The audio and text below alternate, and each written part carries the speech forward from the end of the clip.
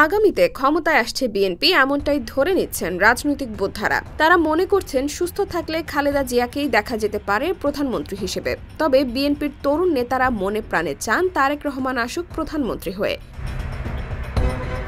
এদিকে আগামী নির্বাচনে বিএনপির চেয়ারপারসন খালেদা জিয়ার প্রার্থী হওয়ার পথ খুলেছে। জিয়া অরফানেজ ট্রাস্ট দুর্নীতি মামলায় হাইকোর্টের দেওয়া 10 বছরের সাজা গতকাল সোমবার স্থগিত করেছেন আপিল বিভাগ। জিয়া চ্যারিটেবল ট্রাস্ট মামলায় বিচারিক আদালতের দেওয়া 7 বছরের সাজা হাইকোর্টে স্থগিত হলে নির্বাচনে প্রার্থী হতে বাধা থাকবে না সাবেক প্রধানমন্ত্রী খালেদা জিয়ার।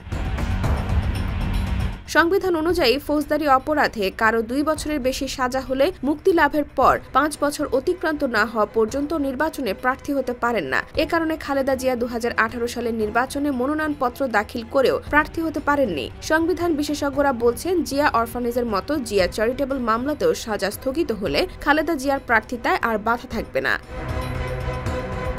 গুরুতর অসুস্থ বিএনপি চেয়ারপারসন উন্নত চিকিৎসার জন্য বিদেশে যাওয়ার প্রস্তুতি নিচ্ছেন। আগামী নির্বাচন কবে তা নিশ্চিত নয়। তবে বিএনপির নেতারা বরাবরই বলছেন নির্বাচনে থাকবেন দলীয় প্রধান।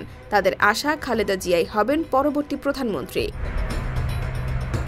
বিএনপির ভারপ্রাপ্ত চেয়ারম্যান তারেক রহমানও এই 2 মামলায় দণ্ডিত হয়েছেন। তিনি বিদেশে থাকায় আপিলের সুযোগ পাননি। তারেক রহমান কবে দেশে ফিরবেন তা নিশ্চিত নয়। বিএনপি নেতাদের শঙ্কা, তারেক রহমান দেশে ফিরলে তাকে গ্রেফতার করা হতে পারে।